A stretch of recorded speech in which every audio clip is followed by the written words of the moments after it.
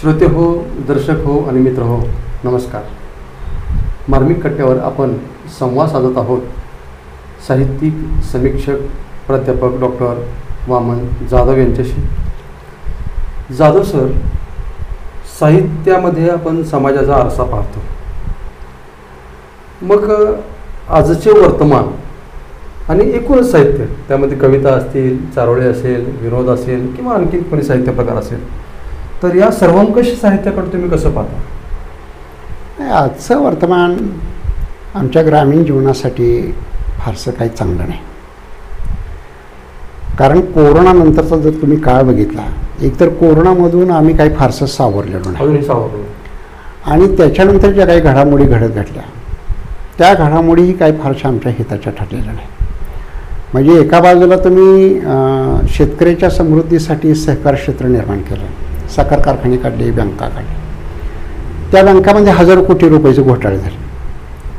हे घोटाळे काही शेतकऱ्यांनी केलेले नाहीत किंवा शेतमजुरांनी केलेले नाहीत. एक ठराविक मूठभर लोकांनी ते बँकांमध्ये घोटाळे केले. त्याच्यामध्ये शेतकऱ्याचं नुकसान झालं. साखर कारखान्यामधून शेतकऱ्याचं हित होण्यापेक्षा शेतकऱ्यांच्या शोषणाची एक व्यवस्था तयार झाली.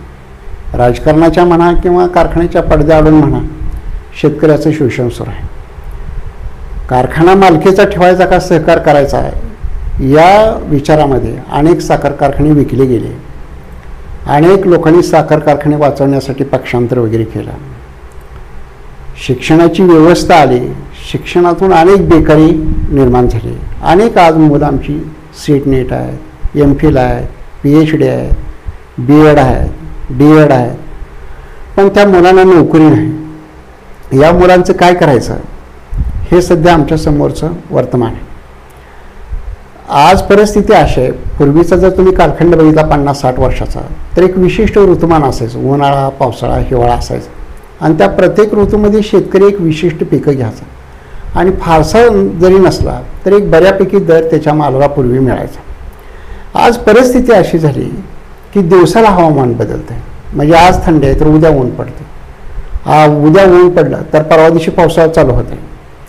म्हणजे ऋतुमान बदलत चाललं आहे. त्याच्यामुळे पीक नेमकं कोणतं घ्यावं, अशी एक शेतकऱ्यासमोर असा एक प्रश्न आहे. आणि समजा एखादं पीक जर वाचवायचं म्हटलं तर त्याला रासायनिक खतं वापरावी लागतात. आणि रासायनिक खताच्या किमतीही गणनाला भेटलेल्या आहेत.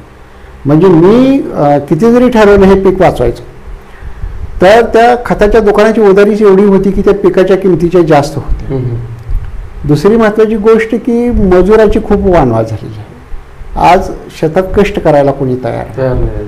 आणि सगळा हा ग्रामीण भाग आता शहराला जोडल्यामुळं ग्रामीण आणि शहरी आता फारशी सीमारेषा राहिली आणि त्यांना शहरात रोजगार मिळत असल्यामुळं रानामध्ये आमच्या कष्ट करायला कोणी तयार नाही. त्याच्यामुळे ही एक नवीन समस्या आता निर्माण झाली. म्हणजे ग्रामीण भागातल्या लोकांना शहरामध्ये रोजगार मिळतो, त्याच्यामुळे ते ग्रामीण भागामध्ये रोजगार करायला, त्याला शहरामध्ये त्याने 1 तास जर काम केलं तर त्याला दिवसाची हजेरी मिळते. मग त्याला एका तासाभरासाठी जर त्याला जर पैसे मिळत असले तर तो तुमच्या रानात 5-6 तास काम कशाला करेल. बरं, इथं पंढरपूरमध्ये तो आला, त्याने एखाद्या बागामध्ये जर आपलं जरा गवत वगैरे काढलं तर त्याला तिथं 300-400 रुपये मिळतात.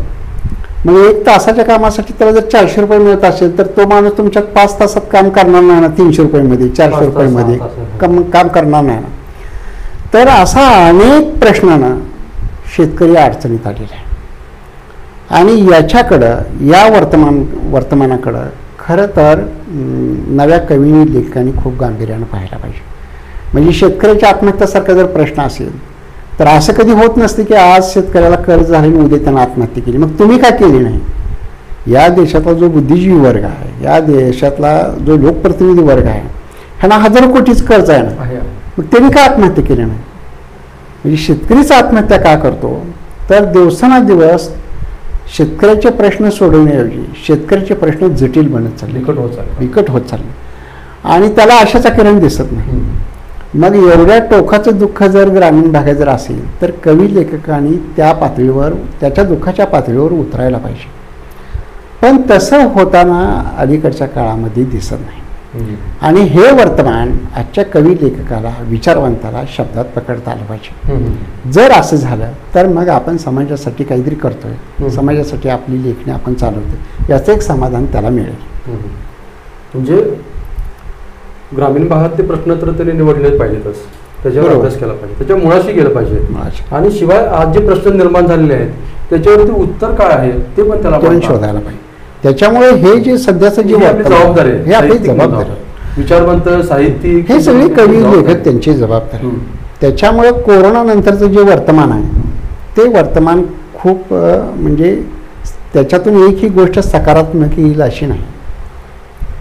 खूप छान मुद्दा मांडला, सविस्तर मुद्दा मांडला. म्हणजे प्रश्नाच्या मुळाशी गेलं पाहिजे, प्रश्नाचे उत्तर काय आहे ते आपण सर्वांनी म्हणून सांगितलं पाहिजे.